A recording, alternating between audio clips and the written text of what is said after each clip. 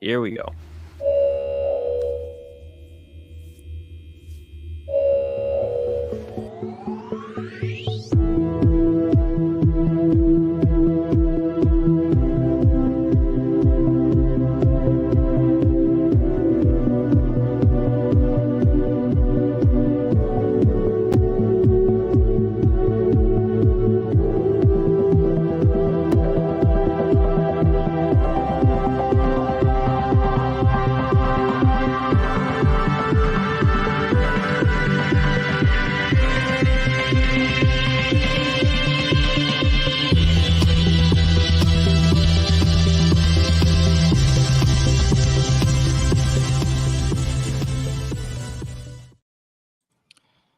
Hey everybody, welcome back to the HoloNet Marauders podcast, and HoloNet Marauders live, joined here by my bomb bed acolytes. Why not? Ooh, Sith not Lords? Jedi. Bombad Sith Lords? There's Sith three pupils. They said There's pupils like pupils 45 three times. times. Pupils He three did. times. So you got 3 pupils right here. That's it. Show's over. Goodbye. Show's over. So No, I'm kidding. how are we doing? I don't know if you guys answered that yet. Are you doing Unwell is still the term, recovering. Still probably. recovering. Yeah, but we good. will Good. get to this amazing episode of the Acolyte, episode 5, Night. But let's introduce our guests. We have Silver of Star Wars Thrifting. How are you doing, Silver? Hello there. Yes. I'm doing well, everyone. Thank you all for inviting me to come talk about my feelings about an insane episode. But yeah, I'm just happy to be here, and maybe like we can like kind of like just work our feelings out and Just hug it out a little bit. Just hug it out a little bit. We gotta talk. We gotta talk this through. Yeah. Or For like sure. like apologies in advance for asking you to come on this episode of all episodes, but I'm so excited at the same time. I know. Yeah, I was like, oh, okay, this is the episode where yeah, no, I'm excited. Thank you all so much. It's been a long time coming. I'm so glad I could finally like, hang out and join. I'm such a huge fan of y'all. So Thank you so much. We're a Thank huge you we're a so huge much. fan Likewise. of you. Absolutely. We aspire to be you. listen, fellow Phantom Menace lovers. Like, I mean, it's an instant connection, right? So Absolutely. I have my cup toppers around here somewhere, but I don't know where they went, but they're around. Yeah. We're bleeding cup toppers at this house. So like open a cupboard and like a Boss NASA cup would like fall off That's the a cabinet. dream. And I'm like, oh Tumble my gosh, out. they're just That is the they're dream. coming everywhere.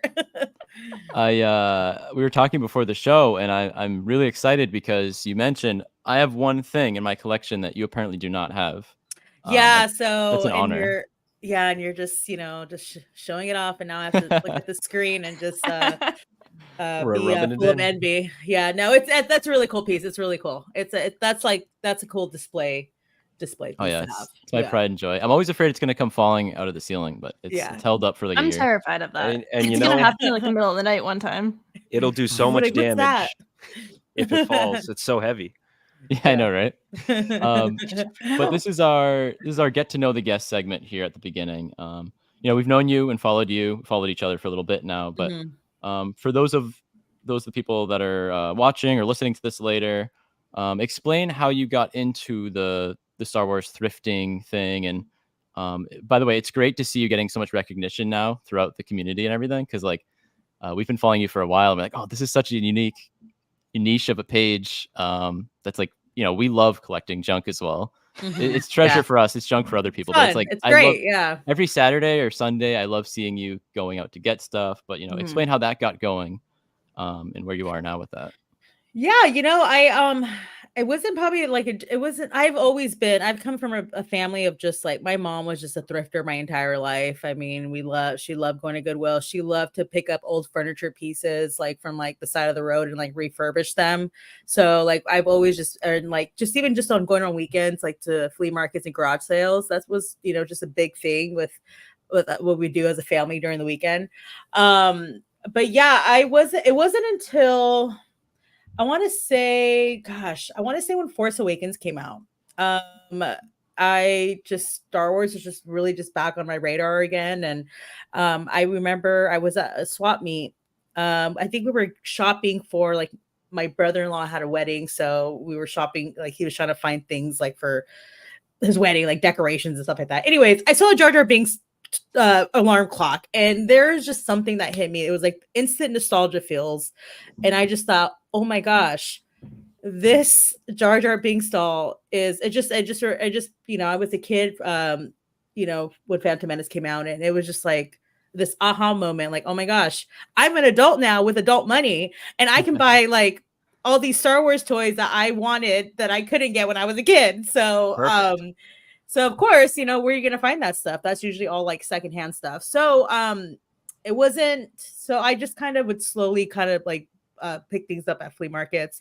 But it wasn't until like the pandemic where you know, I felt like everybody was like going through their garages and just kind of like putting things off like for sale and like Facebook Market. That's when I started to really like, you know, find some really cool stuff. And also during the pandemic, I was like most of us just kind of like alone, and I just felt like, man, I just really want to kind of like be connected again with people. And again, like I just was really like dipping my toe in like fandom and online stuff. And I just started slowly just sharing, you know, here's this cool Pez dispenser I found at a garage sale. And then it's slowly like people were just really just kind of enjoying it. And it's just, I think it's just the same way I felt when I saw that Jar Jar Binks you know, toy from years prior, just like that, like nostalgia feels like it's like we feel connected as something that just hits so personal, and it reminds you of a special time. And I think a lot of the DMs that I would get from people would be like, oh my gosh, I used to have that toy as a kid. You just completely just reminded me of that. Like, and I just really enjoyed having those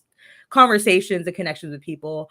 So yeah, my page is just pretty much just me. You know, I love collecting. I've always been fascinated with it, and I just love to do that with a story behind it.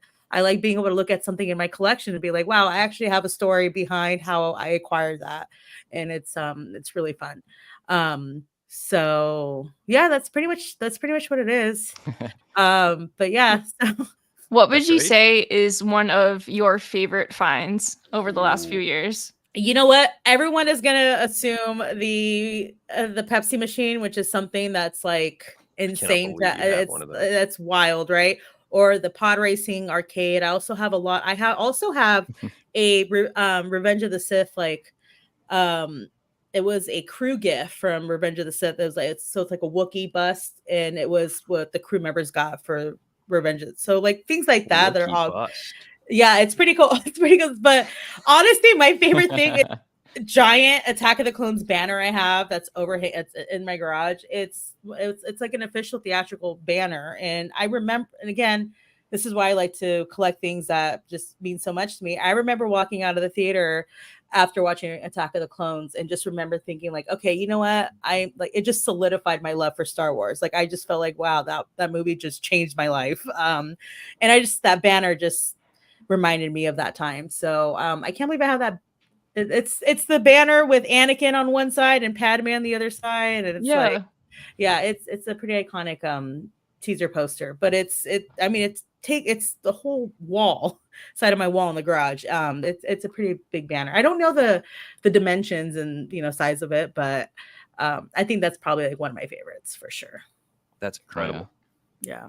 I mean, I thought you would have said the Pepsi machine for sure. Like if that was in my house, I would like, I don't know, be bowing down to it every day. You'd be drinking a lot more Pepsi. Yeah, I mean, yeah. The Pepsi machine is really funny. The story of picking it up and putting it in the garage, and it's another thing. I feel like I told my husband, I don't think we can ever move because the idea of actually moving that half-ton Pepsi machine again is like a nightmare. But it'd be like moving the Louvre. You can't do that. Oh yeah, you can't. Oh, yeah. I don't want nobody to like touch it. Except but it's more important. This is more important. 100% more important, right? Yeah, it changes. Like that's my answer today. I guarantee you, if someone asks me that tomorrow, it'll be something else. You talked about I love the that, life-size puppet Yoda bust that you have as well, which I am infinitely jealous of. Oh yeah. Oh puppet Yoda yeah, is like my favorite thing in the world. He's my favorite. I just think that's my favorite Yoda. He's I so always good. I feel like I'm constantly like, yes, like I honestly, I think everyone should always own a VHS copy of Phantom Menace just so Or at least one. everybody, We have just so like everyone can have that Yoda. I think that Yoda, he's special to me. Every time I do a watch through, I break out my DVD copy of the Phantom Menace. I cannot watch it with the CG Yoda in it. I know it's not. It just can't be done.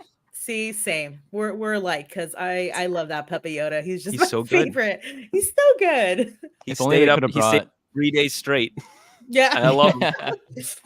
I wish that was the theatrical version they brought back for the anniversary, but I was hoping.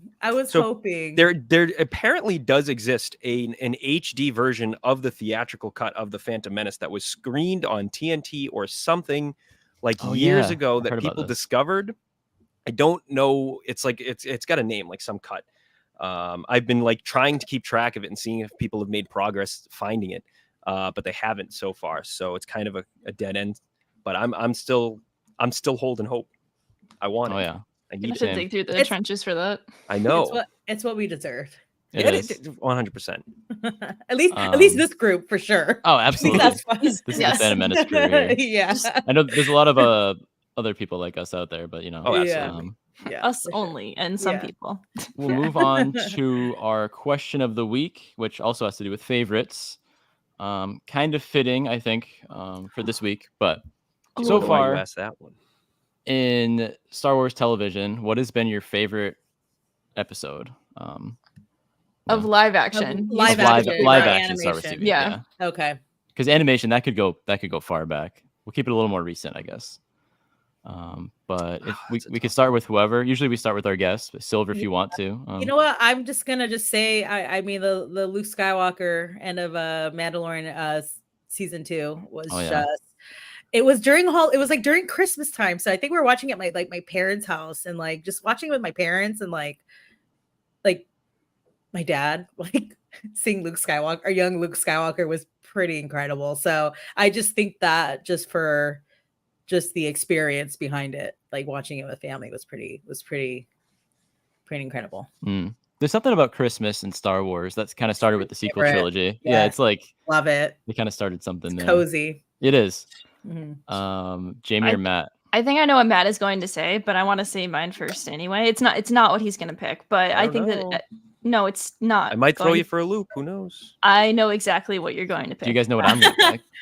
I know what you're going to pick because we talked about it earlier, but I'm also going to say half of your answer. So I feel like I beat around the bush way too long. It's a season 2, episode 1 of The Mandalorian, The Marshal. Oh, that's a good one too. Mm-hmm. That I think will always be one of my all-time favorite live action Star Wars TV episodes. We received one of my favorite men in Star Wars, Cobb Vanth. And that also was one of the first episodes we ever covered on Holonet Marauders. And so it also is like a little bit of a special thing too. That's awesome. It was the first episode we ever we did two episodes at once for the first episode. Oh, okay, yeah, you're right. So you didn't think Matt was going to say that? No, I thought Matt was going to pick From the Desert Comes a Stranger from Book of Boba Fett, which is the other episode when Cobb Vanth shows up again, but not that half. Matt cares about the other half. Yeah. So I will say that my favorite live action episode is From the Desert Comes a Stranger from the Book of Boba Fett.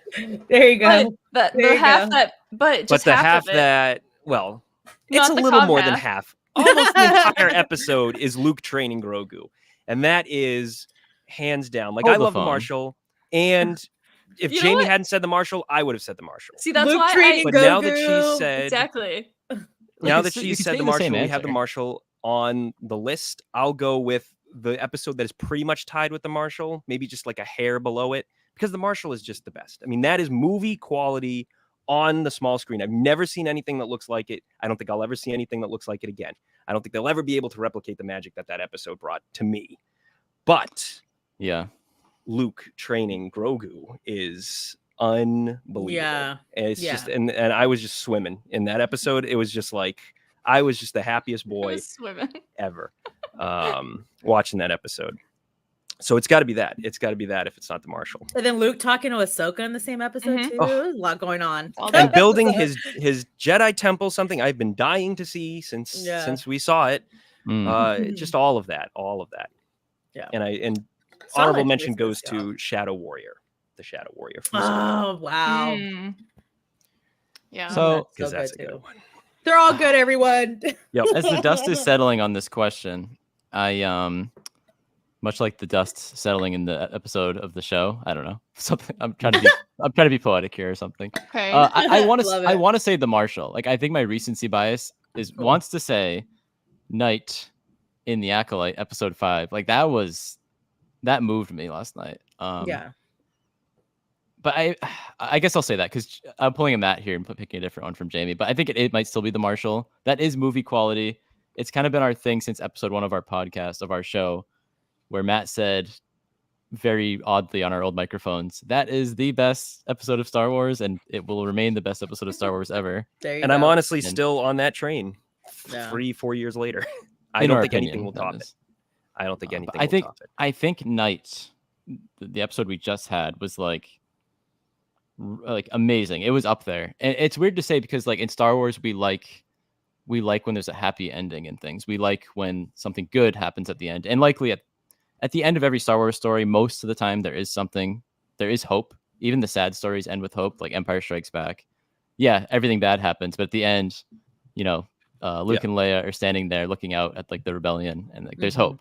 Same in Last Jedi as well. Revenge of the and Sith. Last Jedi. So, all like, the ones that have like the rough third act always have to end on something hopeful. That was like a thing from George. Yeah. So I think this show, as dark as it is right now, and like the what do you call it? The motto for the show, or the subtitle for the show is like Darkness Rising or something. I don't know. In a time of light, if there's a darkness rising, something like that. Someone will know what it is. I think it will end with something bright, hopefully. But like it's at the same time I say this, it's so cool to get badass dark side, gritty things, as Matt would say, in Star Dark Wars. And gritty. We love dark and out. gritty, right? And this is a good transition into the episode. But like this man. episode really gave the show some anything can happen. It really gave some yeah. Just a little weight a little to the bit. show. Yeah, which I was already enjoying very much. Yeah. AJ, toss the question of the week away. It's so funny that like you actually made that the question of the week, because like you said that to Matt and I like earlier today, and then you gave that full answer, and I'm like, oh well, I know what the answer is going to be from you, but it's good. Yeah, premeditated answers. We all knew. By the way, Jordan, it is Ossus. It's Ossus. I just wanted to point that out. It was killing me in the comments. I'm sorry. It's Ossus. We responded Luke's in temple. the comments. I know, but it's like I responded. I asked Mod Chad to fact check it and everything. It's good. But anyway, good to go. Thanks, Chad. We're here to talk about the altercation on Kofar at night. So this is wild, right? So this episode begins with Osha just waking up in like a pile of dust. What do you guys think's going on with the dust and the pollen? Because like that, no, I'm dead serious. Like what I don't want to like kick off with that, but like that's how this episode starts. Is she wakes up and like falls into the pile of like red dust. Yeah. And May did that last week as well. Like she tripped into like the red dust and the pollen. Do we think it means anything? Well, and May did it this week too. They both had like the same shot of them falling into that red dust this week as well. Yeah. I don't know what it meant. Yeah, I hadn't thought of that either. I saw a theory online that people were thinking like that May and Osha were just hallucinating everything that happened on Kofar, and that would be nuts. I would not. That's like Breaking Dawn Part 2. Like again, like just kidding, it didn't happen. It's like yeah, no, I don't know. That's I don't know what that means. But they did. That's what's been actually kind of low key bugging me all day. It's like, but what about the dust? They made it. I just gotta like keep up with that. Like, I mean, let's just file it away. But I just like keep it in mind. Like something is definitely going on with that. Yeah. So, it also kicks off with just the fight immediately. Like, we're just right in the thick of it, and man, it was in the thick of the fight. Like immediately, almost everyone was dead. Outright. Like we had like the guy who was like the great like orator like last week, he's just laying dead and like already dead, like jump scared. I was so sad. Yeah. We had what's her name? The Keldor. My God, what's her name? Gets skewered almost immediately. Speaking of skewer, Yeah. We actually saw like a little Jedi kebab there The for a Sith, little Yeah. Sith kebab. Yeah. Yeah, well, I'm never gonna look at skewers the same again. I'm gonna be like, that "Aw." was Did you just say Um, Sith kebab? Yeah, I can't. Sith I didn't come up kebab. with it. Someone else did. I don't. I can't give Yeah. credit. There's a lot of ththings I'm going to mention tonight that I did not come up with. By the way, I'll try to Sith credit everyone I kebab's can. Pretty good. Right, Sith Godspeed. kebab. Theopan. R.I.P. I Theopan. Theopan. Yes. Moment of silence for these guys first. Yeah. Honestly, but Ugh. when we saw all those Jedi last week and they were like, okay, little to not like just no lines, I'm like, oh, you guys are all goners. Oh yeah. Oh, absolutely. Yeah. So we We were knew kind of that. already we knew that. I'm like, oh man. I think one of the coolest visuals was the fact that we see all the different colored lightsabers, including yellow, Yeah. thick in the fight, and that was just very cool throughout the entire episode of whenever we had like multiple Jedi fighting, and Yeah.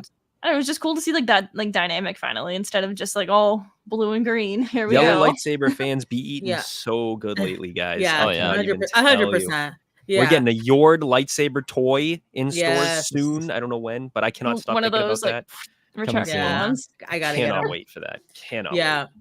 wait. I really like, well, because obviously, like, with the title description, title of the episode is night. The whole episode is going to be taking place at night, and I think that just plays it just plays so well with the environment.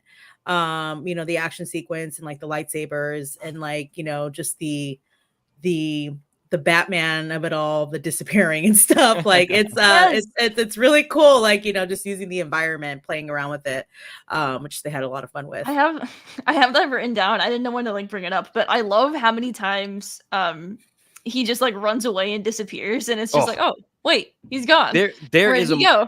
there's a moment when he ambushes Jecki.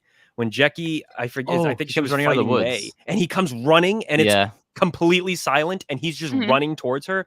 That might be the most scared I've ever been watching Star Wars. I could I was feel it. genuinely terrified. Yeah. Yeah. That was genuinely scary. This episode was scary. Yeah. I was. mean, just I the entire time I was just like not knowing, oh my gosh, like what's gonna happen next. I mean, obviously, come on, we're starting off the cold open with the Sith kebabs Yeah. and Jedi falling left and right, but it was terrifying. It was a terrifying episode.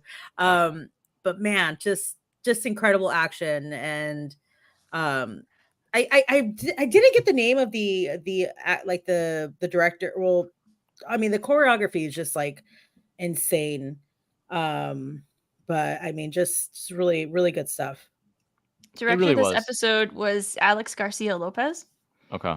And one thing I was reading in like the recap of this episode, specifically on StarWars.com, they said that this episode they took a lot of inspiration from both Alien and Predator for this episode, and I was like, Really? oh, Yeah. I You So- don't say. yeah, don't say. Well, they very explicitly like said that as well. And apparently, I learned this today.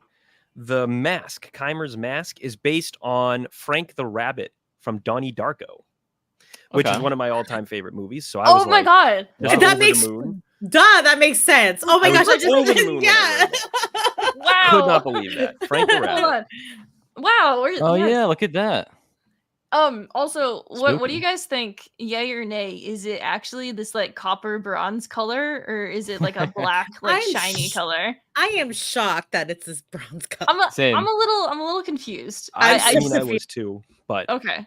I do I- think it is bronze. I think you just have to like So- really look at the few times you see it in light in this episode. Well, guess Yeah. what? It Well, was and night, so there was Well, the I um know. there was the But episode still- in the premiere. At the end, we see him on the island with May. He's in the distance, but It's it looked black. like it looked dark there it was as just well. so- shiny. So I don't know. We'll see what happens. I Who thought that knows? was a choice today.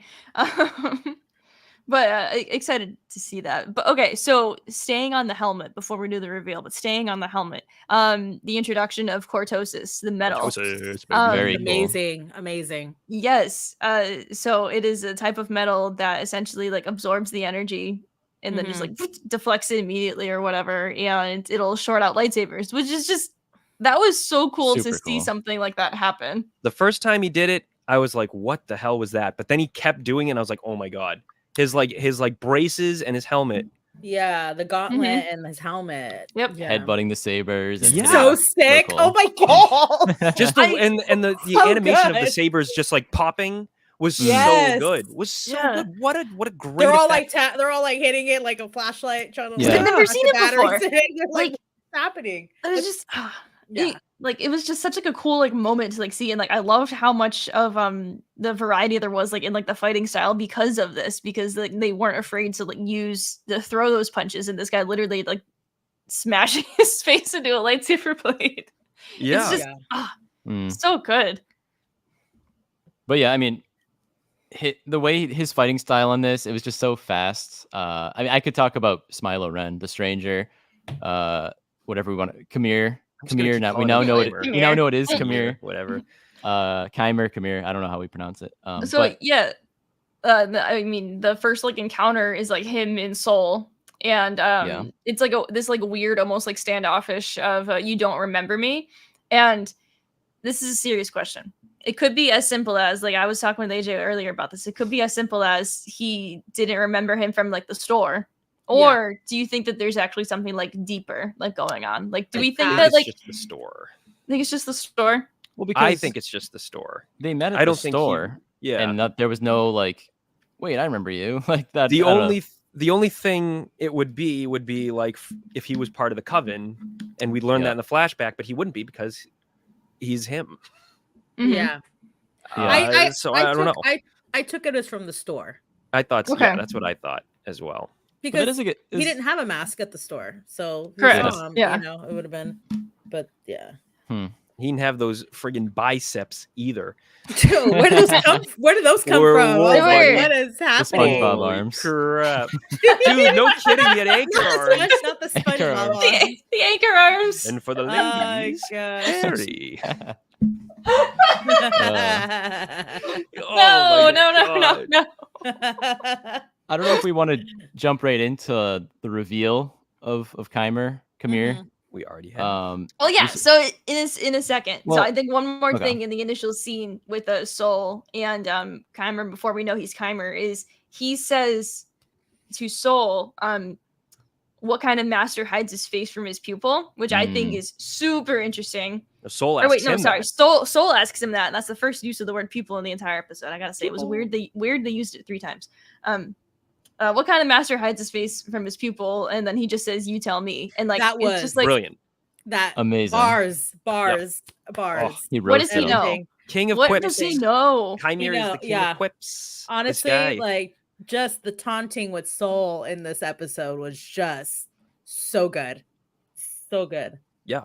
He knows how to taunt him. Oh, I He love knows it. he knows just what to say. He's a little bit of a jerk. Mm. Who would have thought? This whole time, since episode 1, a couple weeks ago, we were talking with Kyle Katarn about it. I think we were all sort of predicted that it would be Kymer. Yeah. I don't know. Wasn't based on a ton, but the breadcrumbs were there, and then it became more obvious as we got there. But the way they revealed it, even though it was so obvious, it was an amazing reveal. Like Great a lot of reveal. credit to Yeah. a lot of credit to the creators. Like it was Yeah, beautifully great done. reveal. Well, I- Manny Jacinto I mean, it's not a reveal that I feel like everyone caught on, and I don't think that maybe they were trying to hide it to be like, Yeah. this is the big thing, this is the big secret. I think they kind of wanted us to, but I mean, his performance just sold it. I mean, Oh, yeah. yeah, it's like, okay, I'm not shocked. Okay, I kind of knew that was him, or I feel like a lot of people that was what everybody was going towards, but I mean, his performance was just incredible. He's I mean- pretty much like playing 2 characters like seamlessly as well. Yeah. And it was just so good. It was like such a good portrayal, such a good reveal. I And loved when he switched personalities when Yeah. he showed Yeah. up, and he's like, Literally. "Hey." Hello. Yeah, that was creepy. Right. He's like, It "Oh scared my me. god!" He's dude. like, hello. I'm like, oh, I just got goosebumps. That's yes. crazy. Ugh. Yeah, he's so good. He is really creepy. Yeah. And even going back to episode 1 again, I keep going back to episode 1. It might have been episode 2 actually, when he's Mhm. Osha goes in to pretend to be May, and he's acting all goofy, gets close to her, and he's like, "You look just like her," in that in his actual tone of voice. Yep. Like it was. Yeah. That was So like there the were- first like It's cool to witness look of back. that. They Yeah. were setting up the signs. I will say that yeah. that my mom was shocked when it was revealed to be Kymer. She goes, "You guys guessed it." And I said, "I was like, yeah, Mom." Shout out to my mom.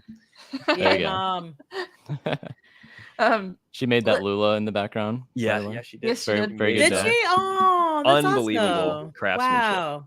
Unbelievable. Super crafty. Moms are the best. Just like Kymer. Let's kind of continue crafty. on. So okay, so we have I think the initial like fight from the very beginning, all the Jedi are dying. We don't see Sol or Jecki, and then we see Sol run up to protect Osha, pretty much, because that's his thing. And we don't see Jecki until she essentially took it upon herself to wait for May to leave Kelnaka's hut, because like they all knew that she was in there, so Jecki was probably like, all right, I'm holding down the fort and making sure I get the job done, because she's all business immediately. Yeah, I gotta arrest you. You still kill Jedi. Yeah. Like I love how she's like reading off like the list of crimes and being as like formal as possible, like slapping the cuffs on her, like the Republic rights. all business. I love how she was saying it. She was like in her face, like I think as Matt just said, kind of like as a taunt. Taunting like her. I mean, that last part about really like the fire that killed your entire coven, that was unnecessary, Jecki. You didn't need to drop that one. You could have just arrested her for one thing. You didn't need their fight was also incredible. Great. Yeah, they had a lot of the hand-to-hand combat that we've been seeing this season. Yeah, because I think that also goes back to showing how, if possible, the Jedi won't use their weapons unless they need to, and so they were just having like a force fight at first. But I loved all of that. It's just like so Jecki was awesome in this episode, and I mean, I guess she sort of, for a reason, because they ended up killing her very tragically with the 3 stabs there. Absolutely brutal. And not even the most brutal death in the episode. We'll get to that other one later. I've never actually been so shocked. I was not expecting that. And I didn't realize how much I actually loved this character until she was gone. I was like, wow, that hit me. That hit.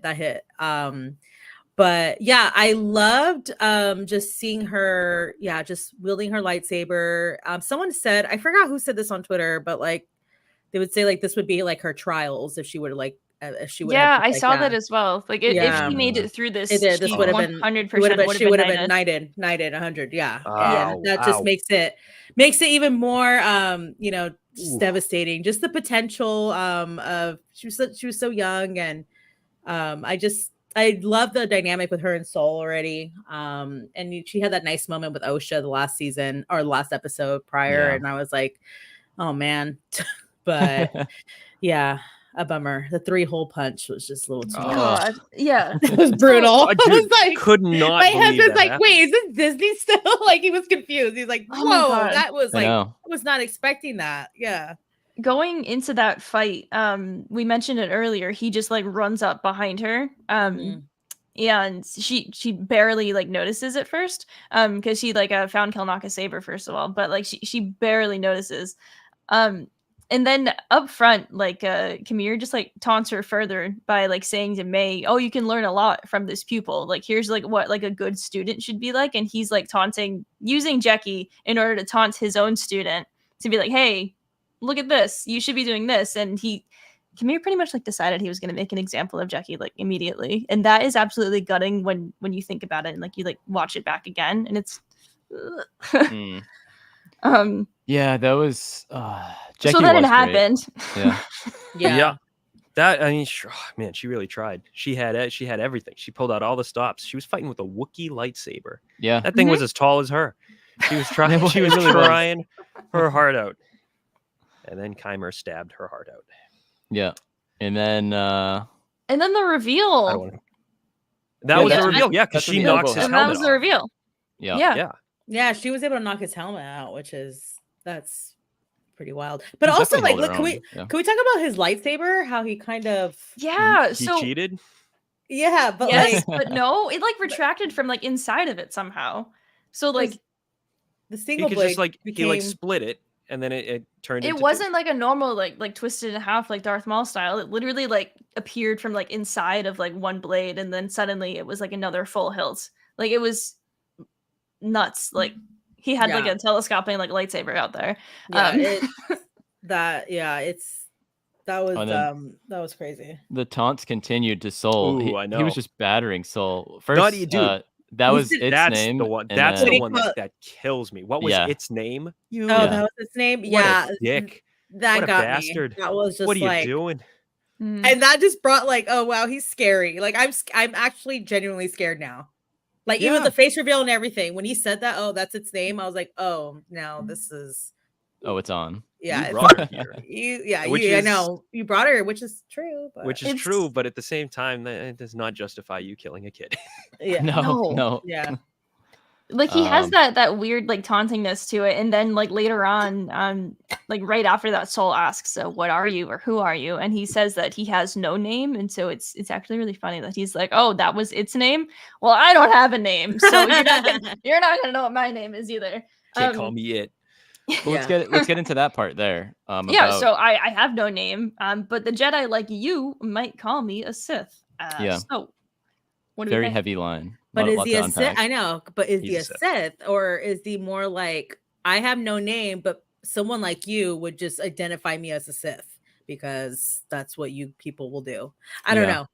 That was that line just was very okay. I'm like, He definitely interesting. seems like he doesn't want a label. He does not want a label from that line.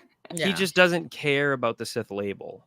But I still think he's a Sith. I still think he's part of the line, the Banite line.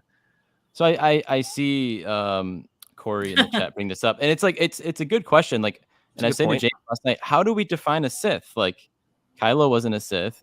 Snoke wasn't. Snoke was a whole amalgamation of things, but was not a Sith. Part Sith. Yeah, I guess his grandfather on his father's side was a Sith. Yeah.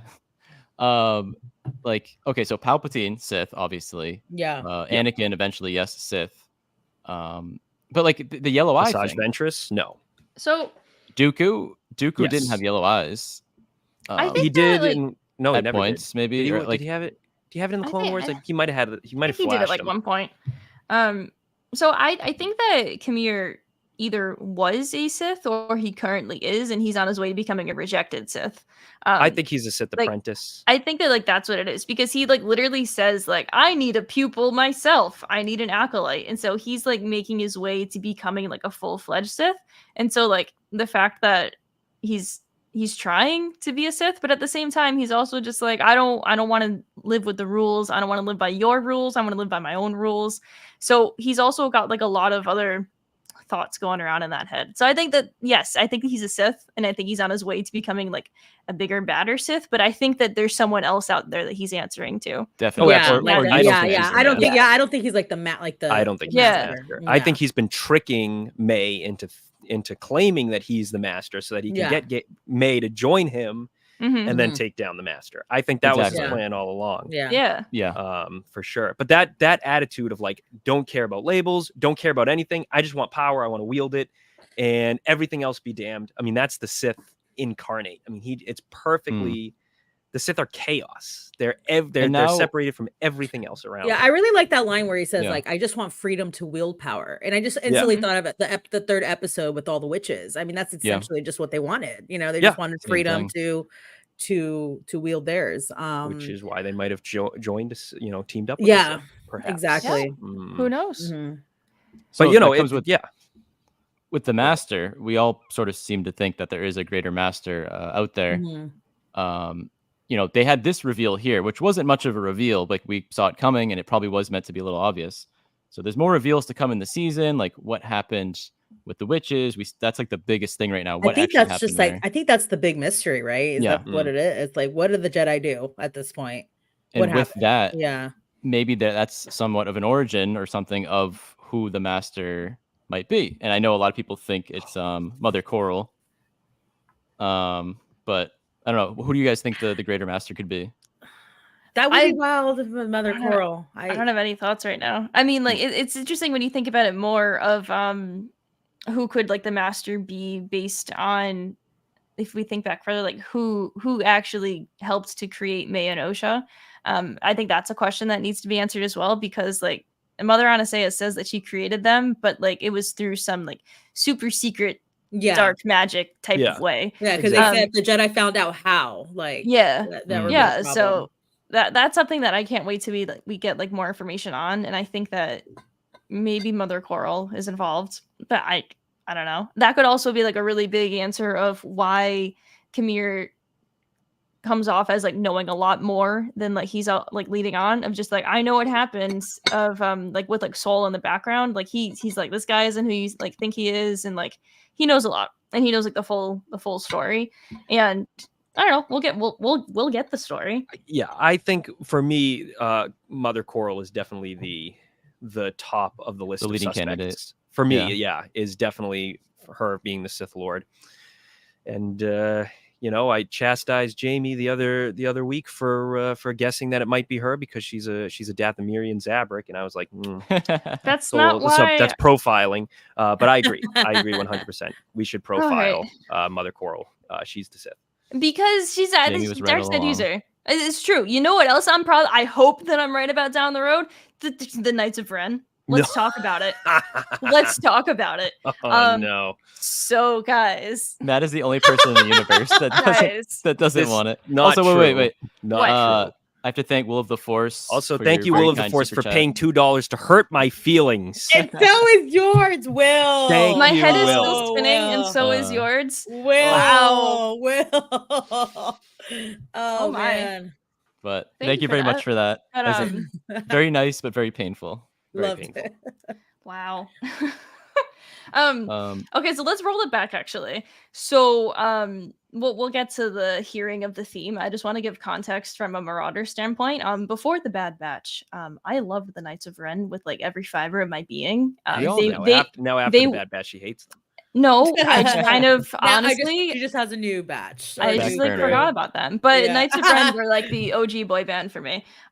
So I'm really excited about the prospects of something developing from this. And so if you don't know what we're talking about, not about the Knights of Ren, but about why we're mentioning them at all. So the Kylo Ren's theme song, or Kylo Ren Arrives at the Battle, appeared 2 times in this episode.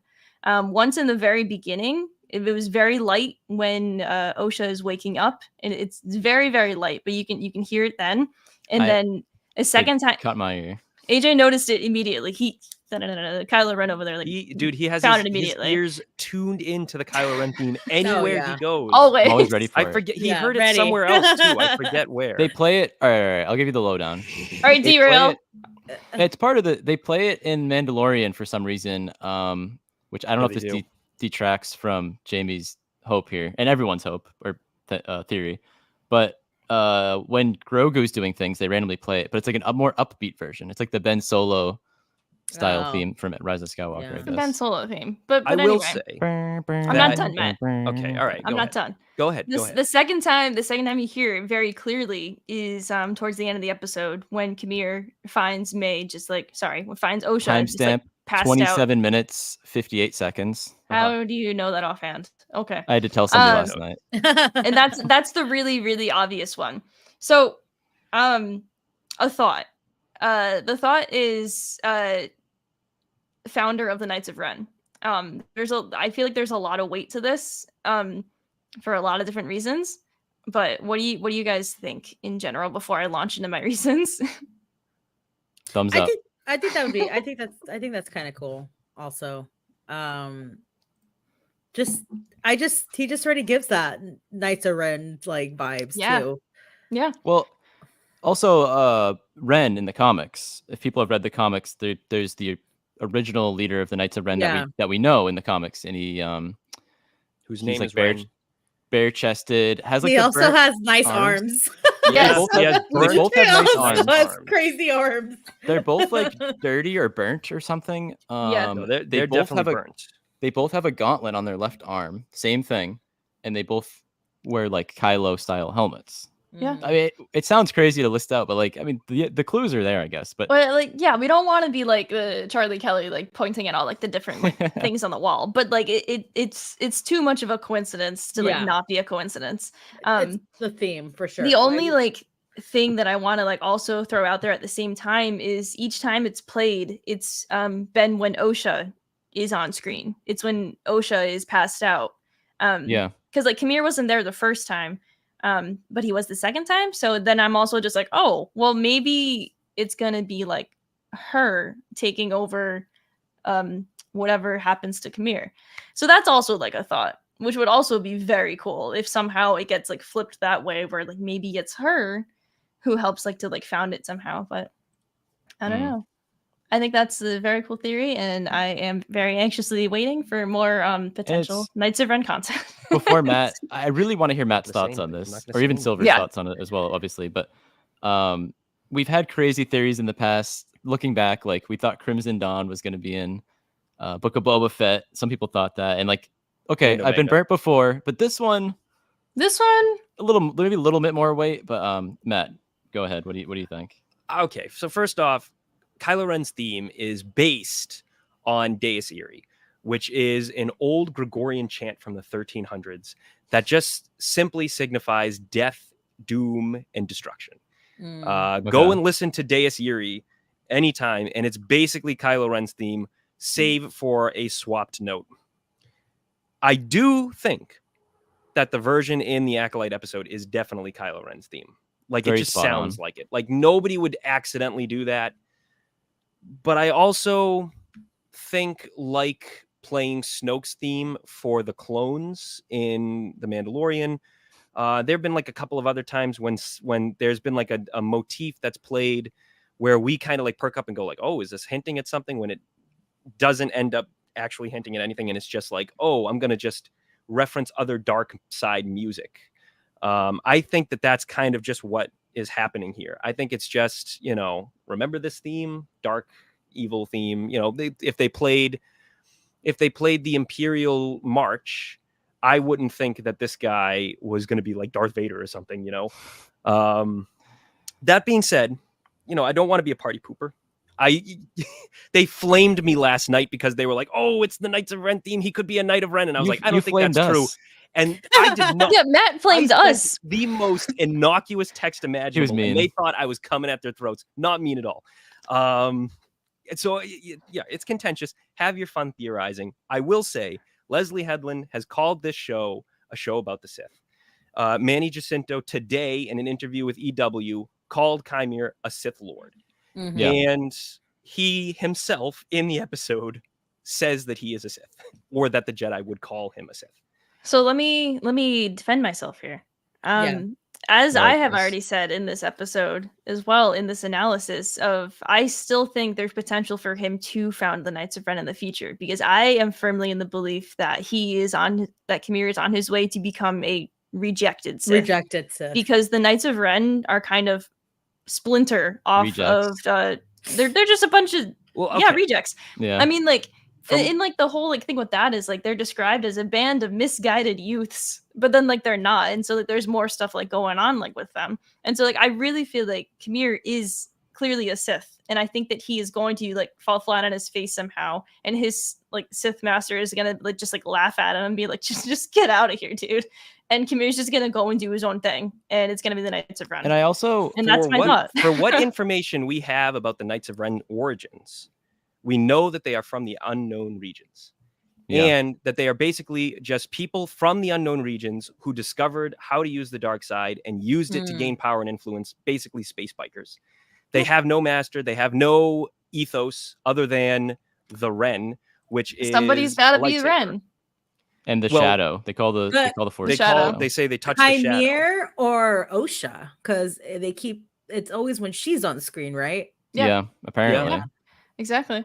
So crazy. But I do not think that this is going to lead anywhere close to anything involving the Knights of Ren. I think this is just a straight up Sith story. I think Kymir is going to bite it at the end.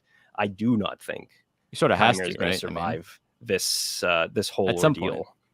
Point. I think he's going to get like dragged, and he's just going to get tortured, and he's just going to have like a miserable existence at the end of all of this. Maybe, or he might succeed. Either way, I think he's a Sith. Knights of Ren topic thing here. I think both Matt and Jamie are correct, I guess. I mean, it's more probable than not that he's not a Knight of Ren, or becomes like that. That's the least likely thing, but it's like, it's a fun thing to speculate about. But we were talking about Kymir's very similar to Maul, I feel, where Maul was a former kind of rejected Sith. He doesn't really call himself a Sith later on, and he kind of does form his own little biker gang of his own on Mandalore. Yeah, there he for just a goes bit. and So, does like, his own thing. Yeah. I don't Maul, know. Maul does call himself a Sith, but he believes he's the true Sith, and he's trying to start his own Maul order of Sith. With Savage as his first apprentice for his own rule of two. So he's like trying to create like a splinter organization that is also the Sith, because he doesn't believe that the Palpatine and Dooku are the real Sith. It's all a mess of names and naming and labels, and I get why Chimera is like, I'm just done with them. I don't care. Yeah. Call me whatever you want. I'm just here to get power and raise hell, and I need a pupil. So I Matt, need someone to teach me. You mentioned that you don't think he'll do the Knights of Ren thing that people think could happen, right? But you said you don't want it either. No. Explain that a bit. I want a Sith. I said it earlier in the group chat. We haven't had a new Sith Lord since Disney purchased Lucasfilm. It's been over 10 years since we've had any new Sith Lords on screen. We got Momin in the comics. He is fantastic. We got stories about like Darth Noctis, who has like a sickle saber, which is really cool. Exim Panchard, all these other Jedi, but they've all appeared, or all these other Sith. They've all appeared in the novels and the comics. They're all fantastic. But we haven't had a live action Sith since 2002. We haven't had a new live action Sith Lord since 2002. You're right. Since these came out. Dooku. Yeah. Since these came out of the bag. Yeah. I do not want Chimera to be a knight, to leave the order and become a Knight of Ren. I want him to stay a Sith and die or become the Master. Who's to say that there's not another Sith out there, though? Well, there is another. That's Sith what out I'm like saying. Yeah, I feel like there's more on the horizon. Like other people are out there pulling the strings. Like it's not. Well, I think Chimera's master is the and that is going to be our. Oh my god, you thought this was terrifying? These like two like deaths of people we really got attached to. Like I think that we're going to like see more horrors, unfortunately. I don't know if Soul's going to survive this season. I I'm devastated about it. That's going to be a wild ride. I don't know what I'll be more devastated if I find out what happened 16 years ago, what he was part of, or his death. So I don't know. I don't know which is worse, but what could be worse? Yeah. Hey, he almost tapped into the dark this episode. He got pretty pissed. So good. Yeah. Pretty pissed. That was something that Chimera said to him. He's like, I've embraced my darkness. Have you? Yeah. Oh my gosh. I love it. Then Osha stopped him. He almost, and you know what? Let's talk about Yord's death for a second, because this is important. Yeah. Yord Horde. On Reddit, there was like a whole big Yord just cry fest, little like tribute posts and stuff, and people were like, how are you feeling? And a lot of people are really sad about Yord's death, and I'm sad too, but I think like I expected Yord to go through like a full arc this season where he would come out of this season like more likable, less dumb. But then when I was thinking about the actual events of the episode, he's given strict orders that he must follow to bring Osha back to the ship. And when Osha kind of gets through to him, he breaks those rules. And in doing so, he saves Soul and May, but especially Soul, because if he doesn't bring Osha back, Osha doesn't stop Soul from killing Chimera, and Soul loses his soul. Yeah. Yeah. But that's important, because the one thing I always talk about, the turning point for Anakin Skywalker is when he kills Dooku. He kills his unarmed Sith opponent. That's the point of no return. So Soul killing Chimera was it. That's it. He's done. And Yord bravely sacrifices himself, comes up with a brilliant plan to use the Cortosis armor against Chimera, turns his saber off, nearly beats him. Of course, he gets his neck snapped and he gets tossed aside like a rag doll. But that was tough. He valiantly went out, and I salute you, Yord. I will always be Yord Horde. You did a great job, buddy. I'm proud of you. When that happened, I was like, I was like Ben Kenobi on the Millennium Falcon when he just heard like just all the horror of Alderaan. I You literally just like feel it. I just feel Yordhorde just like Yeah, everyone's a million heart voices breaking. cried out. Yeah, I was Suddenly just like, silence. oh, I felt it. I got like flashes of like friends who are like riding on Yordhorde. I'm like, oh no, this is rough. When Jackie got it, I knew from that point. I said, oh, that that's Yord's it. gone too. And I was already like preparing myself so that by the time the next snap happened, I literally was just like, but then it was okay. It was good. I'm all right.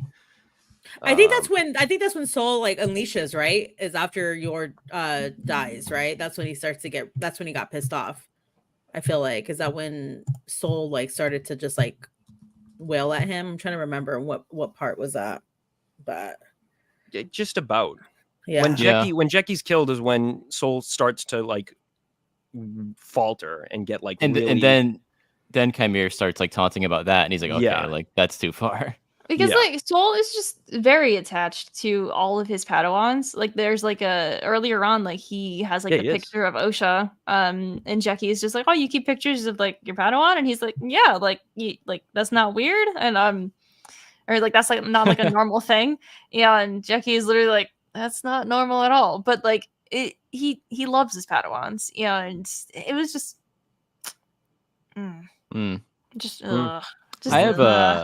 I have a question. I don't know if you guys have come upon this or not, but Vernestra is back at home base on Coruscant, kind of leading this investigation crew that we've seen. Kiara was like there for a minute and then he left for lunch or whatever. Do you think, and this I have to give credit to Alex and Molly on Star Wars Explain. I think Alex mentioned it and Molly disagreed with him, but do you think Vernestra could have a role in this, like a dark role of not being like maybe being the master or like something like that, or just in general having something to do with covering all of this up? Because my mind does go to how are they going to cover all this up, or how is this not going to get up to the High Council eventually? What do you guys think about that? I think it's going to be the cover up of the century, whatever happens. My speculation is that she's going to show up. She's going to see all these dead Jedi, and she's going to be like, "What the hell happened here?" And then,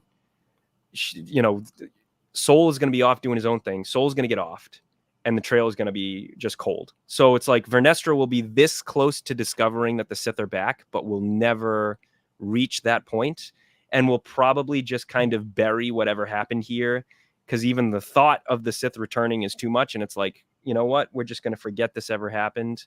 I don't think it was the Sith. I think this was just like some random thing that just happened and we're done. Yeah. That's my speculation as to how this is all going to kind of just like.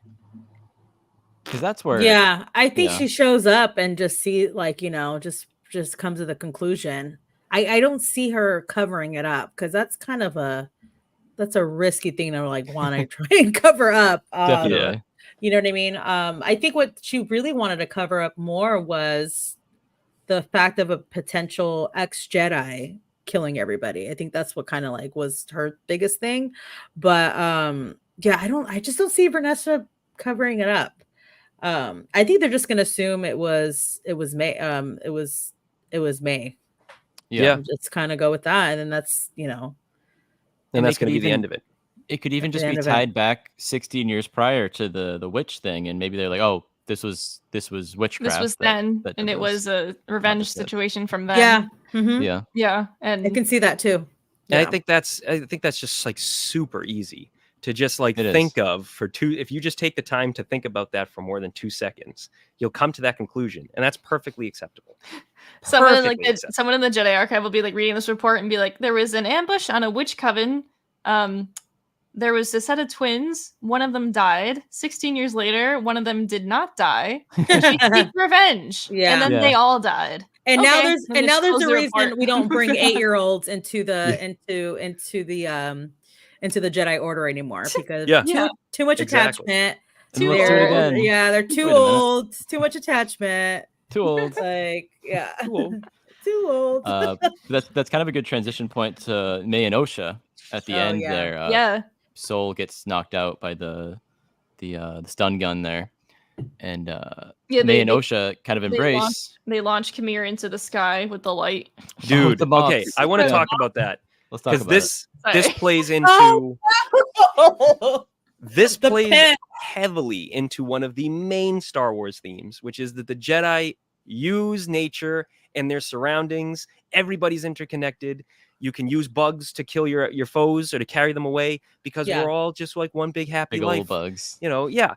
It's all about symbiosis, it's all about harmony with nature, and the Sith are all against that. They are not harmonious with anybody but themselves. They are selfish. So the Jedi using their surroundings in the forest, using these giant bugs to carry their Sith foe away, is perfect. Perfect kind of way to use that theme. It was a perfect use of you'll love this, Matt. Perfect use of the technology and nature working together because she slams Pip onto his back. She sacrificed Pip.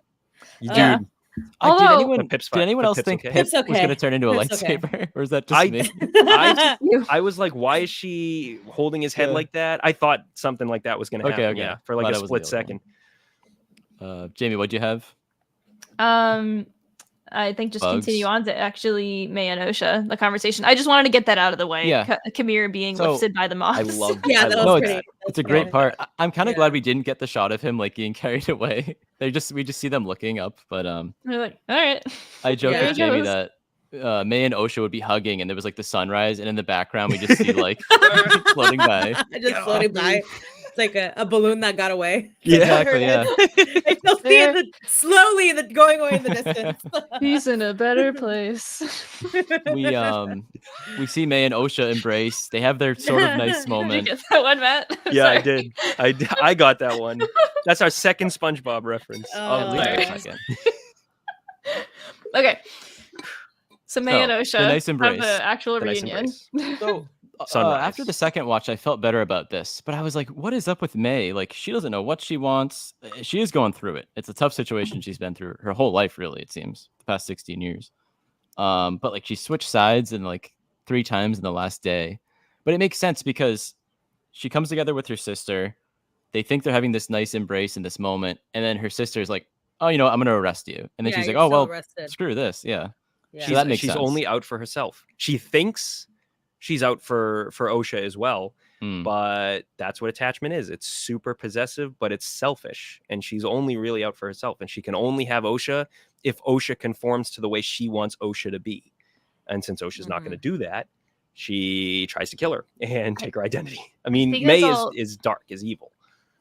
So At this moment. it's so funny Yeah. as well because May decided that she wants to join up with Osha like pretty much at the end of the last episode, and so this entire episode is her running away from the potentially being a Sith, and then kind of backtracking and then being like, okay, actually, let me just completely just join my sister. But I love that Osha says to May, you only think about yourself and you're just being selfish. And like, meanwhile, like when they were kids, that's all that Osha would do is she just wanted to like be her own person. She was the one kind of with the more selfish thoughts and wasn't thinking on behalf of others. And it's really like flipped in a sense, but at the same time, they're both being remarkably selfish and don't really like want to like help the other one out, even though they do at the same time. Yeah. Well, I think Osha certainly wants to help May a lot more than May wants to help Osha. Osha sees May as needing serious psychiatric help, or at the very least, like it's like she straight up said you're a criminal. Like I'm not listening to you. You're under arrest. Yeah. So at the very least, that Osha has that going for her. Yeah. But then that backfires, and Osha cannot take a push or cannot block or whatever May said. Yeah, which was a perfect callback. I like what she said. They turned you against me. Oh yeah. man. Oh yeah. So, like, Serious, just Anakin. Perfect. Yeah. Like, literally like that of the you've turned me against me, and then the next line was pretty much just like let me help you. So we had like this mix of like the prequel era, you've turned against me, or they've turned you against me, and then we have like the sequel era, I can help you, and it's just I can help you. Like there's just like so much going on like at once, and it was so good. But yes, the other part of when she's like, oh, you can never block, the form that she used was like the form that Mother Anastasia was showing them back in episode 3. And it is so funny because like Osha never really tried. Yeah. But of course she couldn't block. Even when it comes to the blocking, you needed 2 to block. Exactly. So that's the Good point. tragedy of it. It's there since she's not going to have two. They're splitting up. She gets Yeah, well, pushed. they're always going to be at the opposite end of the thread. I think that's just Yeah. kind of what's Yeah. going to happen. That's a great way to put it. So, I really yeah, like they're that. just going to be that's just these two will never I think be be together, and I think that's just the tragic part of their story, because we have Osha now hanging out with Chimera. Mhm. Yeah. So we And have I a think little something's gonna come out of that. we have a little master swap situation going on. Yeah. Yeah. So Completely. this is very interesting. Master trap. Yes. Yeah, 100%. There's a beautiful clone humor meme about that the other day, actually. Beautiful edit that they made. Top tier. So yeah, we have like the full like switch, and I don't think that Soul is gonna like learn until I don't know, until like he like spills his guts over to like May, and then there's gonna be some like heart to heart between the two of them. But Chimera definitely knows outright that it's not Osha. Well, yeah, Yeah. because So he sees the that's just- tattoo. Yeah. But he also I think he obviously wants. I think he prefers Osha because May already like kind of like backstabbed him in a way, and Yeah. he already said like, see, she's so loyal. Like he had pointed that out earlier. Yeah. It's like another like But fresh I don't start. know. Was I don't know. Was Osha always the goal? Maybe. Well, maybe You know what I mean? to draw was- her in. Maybe because if the Mother Coral is behind it or somehow involved, remember when they were kids, like she got mad at Osha, like Osha, I expected more from you. Yeah. So I don't know, like maybe Osha was just the prize. I don't know, just the prize at the end, but I mean, I don't know. It might be. It could be either that, or it could literally just be, hey, at least we have a backup plan. Yeah, Well, and- exactly. It's just like, Hey, that's who what's look, going on here. and you guys look alike, so that's perfect. But You'd have listen, to- I just think whenever Osha finds out what happened 16 years ago, I think that's enough for her to kind of turn. Yeah, So, and like Yeah. we'll have and not look back. It's a really good take that Osha might have been the prize all along, or the want, the goal It's all very along. good speculation. Because when last week's episode day, he flicks Osha out of the way, and then immediately we see him mowing people down. So he didn't want to kill Osha at all. Yeah. It seemed. So It's true. He would have killed her outright. I don't see why he wouldn't have. there was nothing stopping him. Pretty That's much. a good so. point. It's all part Unless of he the just, broader like, plan, doesn't- then. Not to Yeah. mention, he like finds Osha like that, and he's like really gentle about it, I He guess, puts his compared to what cape on her. yeah, he like tucks her into the ground, like it's- Mr. Sensitive all of a sudden, huh? What's so going on? something's interesting there, I guess. But No, yeah, that's a great yeah. point. I think this was to get Osha all along. Huh. wow. So is Osha the Acolyte? I see some people in our chat saying that. I think Osha. Oh, I how think Osha tragic. could be the. She's on the think she way. could be the Acolyte. We got a full like swap going on here. Pip Well, will whatever. not approve. Oh yeah, no way. He'll spray Okay, water yeah. on her. Do you think Soul will let her go? Like, just be like, you know what, and then like cover it up and say like, yeah, it Oh. was May who killed everybody, and just like since he has such a soft spot for the real May already, and just gonna let her pretend that she's Osha. Like, I don't know. It's I don't know. It's There's crazy. it's whatever's gonna happen is Soul will tell May his like recounting of the events, and Kamira's gonna tell Osha whatever his version of the events are. we're Or back he's to gonna like help Osha like remember what the version of her events were, possibly. That would be very interesting. Yeah. That's so good. If that happens next episode, if we get the two different sides from the Sith and the Jedi perspective to kind of like I hope we do. turn their respective, that'll just be brilliant. That'll be very utterly cool. brilliant. Oh my And, goodness. Yeah, the last thing about this episode, we run into Basil a few times running away. Oh, That- Basil! I was scared for him for a second. He was really He's- close to Chimera. I was like, "Oh, He Basil, kept leave!" popping I up. know. He's fine. He's making his way back to the ship. He's I like love it. kind of helping people, but not. And then he saves Pip, and then He saves Pip. he's on to May immediately. Yeah. He knows, and Soul's not gonna know because he can't speak the language. Yeah. They lost the translator. Yeah. No, you're no. You know what Basil reminds me of? He just kind of reminds me of like a Care Bear, like just running through the woods. A Care Or, Bear. I guess like Care one of- Bear. yeah, I don't know. mean, I He's just love sniffing his around, little running. walk. Yeah, he's like Yeah, he, sniffing, like, has a like a- little like a little. Oh gosh. Okay. Uh, Any last thoughts about this episode before we move on to character of the week really quickly? Any last burning my burning I feel like I've thoughts? been battering you guys with questions, which I guess is the whole point of this, I guess. But Yeah. do you think Keimer has any attachment to what happened on Brendock 16 years ago? I know we sort of brought that up a Hell little yeah. bit, but Yeah, I How think do I so. you- think at the very least, if he doesn't, his master His does. master Somebody's got the Sith are going to be tied into what happened on Brendock for sure. yeah, I said that in my speculation video. right. I think we're still on track. I don't want to say, oh, I think I'm right, but I think we're still Well- on track for that to be the case if it ends up being the case. Well, I feel like even in the third episode 3, when they would have it, like I feel like remember there was this one scene when like they felt like they said like something the generator went out or something, like there was just already something happening. But I think the Sith were 100% behind whatever happened on Brendar for Yeah. sure. Yeah, There's more that happened than what we know of so far. I mean, the place Yeah. was like on fire, like outright, and then all of like the witches were Yeah. screaming at one Oh, point, there's and it's no like, way. okay, what There's happened? no way that was the fire.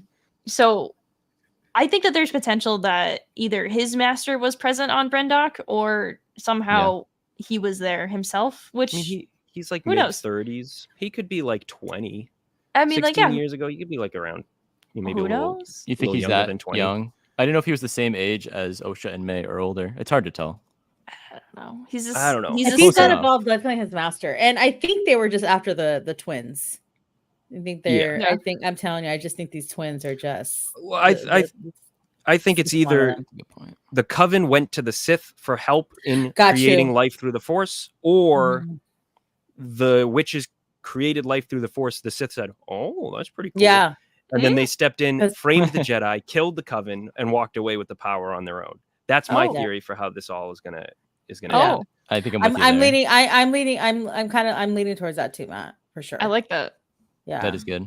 All right, that's okay. And then Keimer creates the Knights of Ren, right? Yes. There And you then go. Keimer creates the the- Sith eventually find out how to create life, and Yeah. Yeah, exactly. Mhm. And I think this is telling us the origins of the tragedy of Darth Plagueis the Wise, Yeah, where I he kind think- of learns how to influence the midichlorians to create life. yeah. Mhm.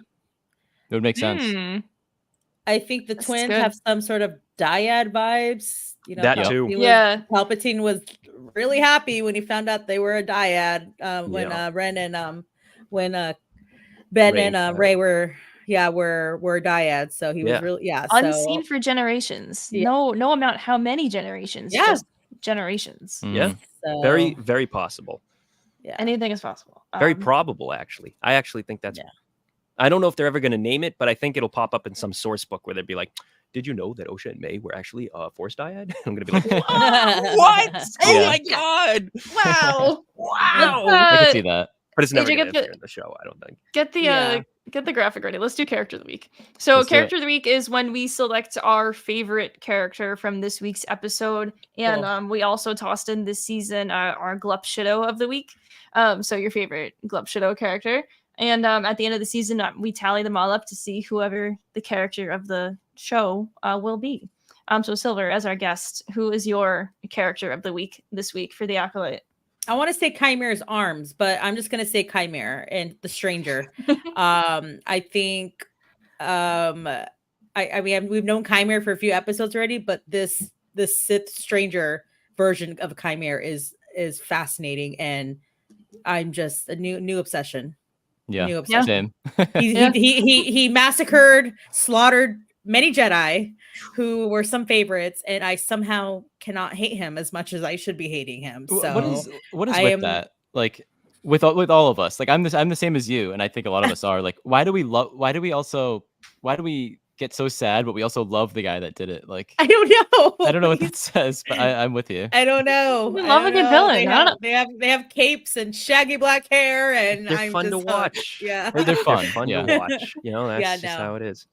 It's just a fun. Yeah, it's fun to play. I mean, he just stole the performance for me, and I just thought, wow, this. Yeah, he's fascinating. And those are my dogs barking, putting in their input. So I just don't want the agree. background. yeah, Sounds like so, so cool for Timer. yeah. One starts, the other one's gonna go figure it out. So that's A fine. dyad.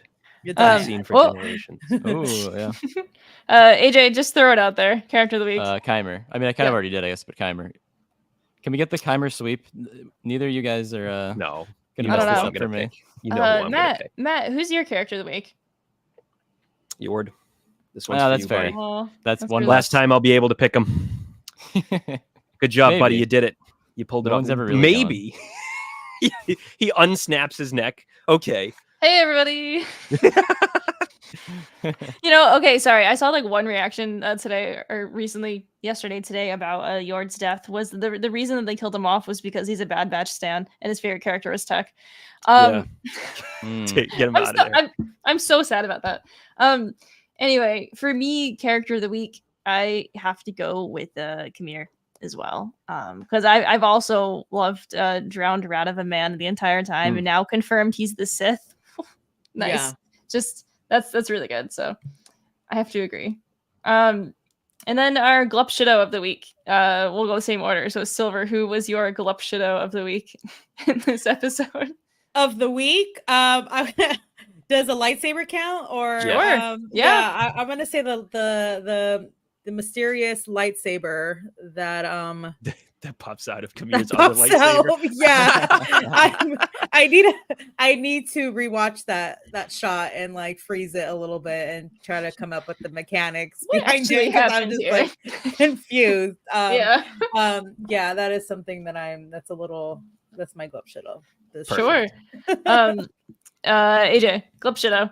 The big bugs Mothman guys that picked up Keimer. Big bugs. I bet the Umber bugs had even beefier arms than Keimer, by the way. We need a that close would up of those things. Oh, you do. How do you carry away big beefy arms if you don't have bigger beefier arms? Exactly. It's impossible. Maybe They also had it's anchor good, maybe arms. it's a good thing we didn't see the These are a bunch of swole bugs. yeah. That's actually that's a Nice. Pokemon. Anyway, Matt, There- what is your Glup Shido of the week? Who? Ithia Pan, because she's the only one of the Red Shirt yeah. Jedi whose name I know. So R.I.P. Ithia, you were cool while you lasted for the 0.2 seconds you were on screen. Yeah. Proud Yeah. of you. You tried. Tried your heart out. She really did. Literally. For me, Glup Shido of the week is the two guys playing Dejarik at the very end. Yes, I forgot to mention them. Physical Dejarik, and then they I get it in forgot, our, yeah. like one of them wins the round, and the other one He gets was so mad, cheating. and he's just shaking his fist. He and was whatnot. cheating. The Sure, first guy was cheating. First Yeah. guy. Little do Oh, they I know forgot about that one. There's Yeah. a mass Yeah. murder going on in the woods. while Dude. they're I playing know. this What did game. I know? Little do they know the Sith have just revealed themselves to the Jedi after 900 years. There's like 6 dead Jedi over there. Oh my god. This guy's cheating at chess. And they're like, this is the worst thing that happened. This is the worst day. I Yeah. can't believe he's cheating. He's taking all my money in Yeah. chess. Yep. What a tragic day. Yeah. Fantastic. Oh man. Oh That's jeez. funny. What an Okay. episode, though. 10 out of Oh, 10. really? in my 10 out of opinion. 10. Honestly, I woke up like walking around like aimlessly, like thinking like I'm at a loss still. It was so good. I am gutted. Like the entire, I've had like a few like messages. People are just like, "Oh, how you holding up?" And I'm like, honestly, not that well. Not Yeah. really that well. I'm doing okay. Like I like professed like last week. I was super excited about Jackie, and I was like, no, I really like this character. And then this week, it's just, Yeah. but it happens, and unfortunately, I'm gutted. But I'm so excited to see like what happens in the future. With everyone else left on the show. As Jackie, Yeah. as Jackie said, it is an honor to watch a being transform into the Force. Hmm. And we Aw, watched man. Jackie do exactly that. She deserved more And time. a lot of other She people. deserved to be like officially knighted and so much. She deserves so much more time. I feel like Osha had like she felt it when Jackie was Picked it gone up. because she definitely Yeah. Oh, she had a bigger reaction than she did with Yord. Well, but they had a connection. I feel like They had a connection. I know they had a connection. Yeah. I feel like she just looked at Yord like, oh man, that sucks. And Yord looked right back at her. Yeah, I know. I was like, oh man. Civilian to the ship. Civilian. There you go. Yes, that was great. Civilian to the ship. There's a lot of like really good one-liners in this episode. I gotta go back and do the skim to rewatch all of them. Oh man. Well, okay. Thank you to everybody who joined us tonight in the chat, and thank you, Silver, so much for joining us tonight on the stream.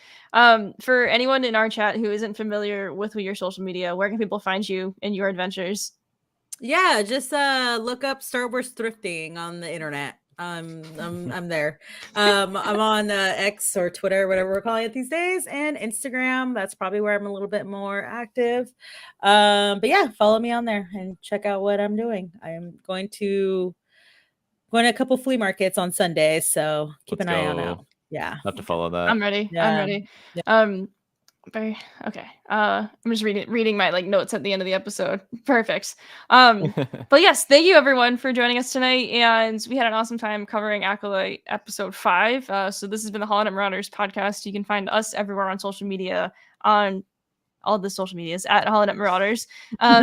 I like biff this every single time, every single week, but we get through it. If you've been watching along live in the chat, thank you guys so much for hanging out with us tonight. If you're watching this again on like the YouTube repeat, thank you for sticking around this long. If you've been listening to the audio version, thank you so much. If you've been watching the video version, hey, guess what? You can take us to go in an audio version in your favorite audio podcast platforms, whatever they are at this point, that we're everywhere. This has been the Holonet Marauders podcast. We'll see you guys next week with another episode of The Acolyte, and we'll catch you guys next time.